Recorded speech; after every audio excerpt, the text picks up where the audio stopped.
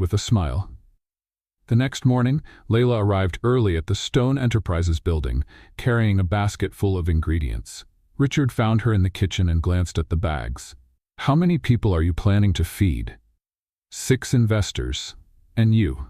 So, technically 7. But it's always good to have extra food." Richard grabbed an apple from the basket and took a bite. "So, what's on the menu?" Layla leaned on the counter. "I thought of something simple but memorable."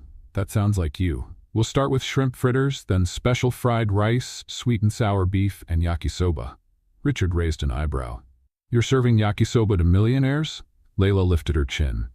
"They're going to love it." Richard chuckled and took another bite of the apple. "You're stubborn. And I'm good at what I do." Night fell, bringing the business dinner with it.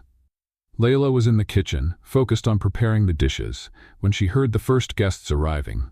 She peeked through the glass and saw elegantly dressed men and women speaking in hushed tones. Paul was among them, and when he glanced toward the kitchen, he gave a smug little smile. Layla rolled her eyes. Richard appeared beside her. "Nervous? Me?" Layla raised an eyebrow. "Never," he laughed. "We'll see." The dinner began, and the dishes started making their way out. First, the golden, crispy shrimp fritters. Then, the fried rice with fresh vegetables and herbs. The sweet and sour beef arrived, fragrant and glistening. And finally, the steaming yakisoba, with handmade noodles and perfectly sautéed vegetables. At first, the guests tasted the food with neutral expressions. Layla watched discreetly, her heart pounding. Then the magic happened. The first smiles appeared. Glances were exchanged. Someone cleared their throat and looked at Richard. "This is surprising." Another investor nodded.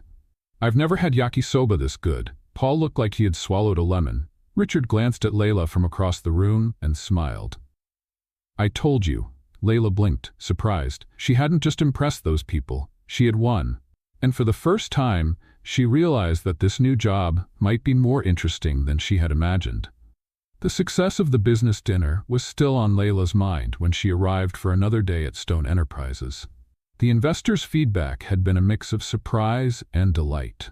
She had proven that even simple food could win over anyone.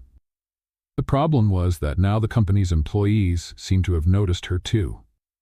As she entered the building, she felt several eyes on her. Whispers filled the hallways. "So this is the mysterious cook. How did someone like her get in here? I heard Mr. Stone is interested in her."